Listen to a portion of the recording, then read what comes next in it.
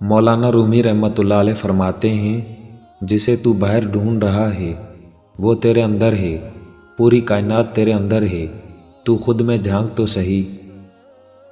تمہیں نہ رب سے محبت کا حق ادا کرنا تھا، وہ محبت جس کا حقدار صرف اللہ ہے، مگر دنیا جیتنے میں تم اتنے مصروف ہو جاتے ہو کہ سب کچھ بھول جاتے ہو، مگر وہ اب تمہیں خود سے دور جاتا ہوا نہیں دیکھ سکتا۔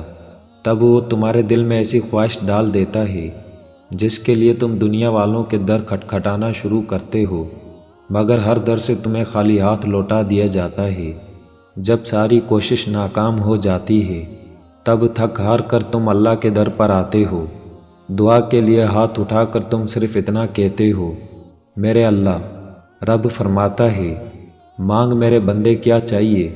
محبت الہی کا ٹھاٹھا مارتا ہوا سمندر جب تم دیکھتے ہو تب دل اللہ کی محبت سے پھٹا جا رہا ہوتا ہے۔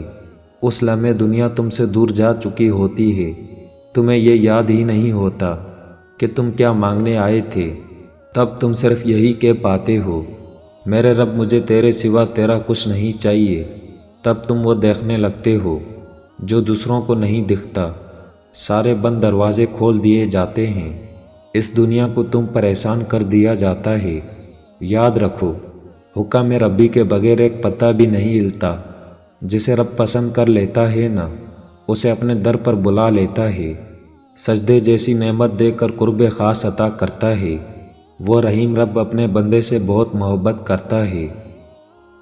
تمہاری وہ خواہشیں جو تمہیں اللہ کے در تک لے آئی تھی، مگر اس در پر آ کر تم نے اس کی رضا کو اپنی رضا بنا لیا تھا اور سب کچھ بھلا دیا تھا، تب ناممکن سے ممکن کا وجود ہوتا ہے اور سب کچھ لا کر تمہارے قدموں میں رکھ دیا جاتا ہے۔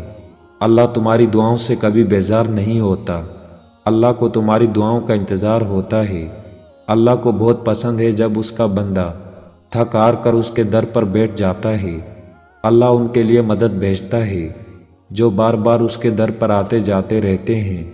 اللہ کا در کھٹکھٹاتے رہا کرو، کیونکہ معجزے انہی کے لیے ہوتے ہیں جو اس کے در پر دستک دینا نہیں چھوڑتے۔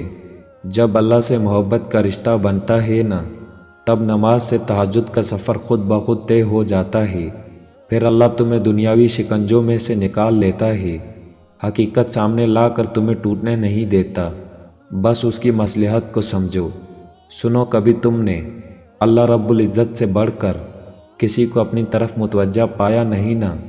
یاد رکھو، تم اس آدم کی اولاد میں سے ہو جسے رب نے فرشتوں سے سجدہ کروایا، اور جس نے سجدہ کرنے سے انکار کیا اللہ نے اسے اپنے در سے نکال دیا۔ ایک تیری رحمت ہی ہے جو دلوں کو ٹوٹنے نہیں دیتی، ورنہ کون دیکھتا کسی کو پسے دیوار روتے ہوئے۔ جب بہت بے بسی محسوس ہونے لگے تو انسان کو اللہ کے قریب ہو جانا چاہیے، کیونکہ صرف اللہ ہی آپ کو مشکلات سے نکال سکتا ہے اور وہ ہی آپ کو مشکلات سے لڑنے کا حوصلہ دیتا ہے، لیکن کبھی آپ کو تنہا نہیں چھوڑتا۔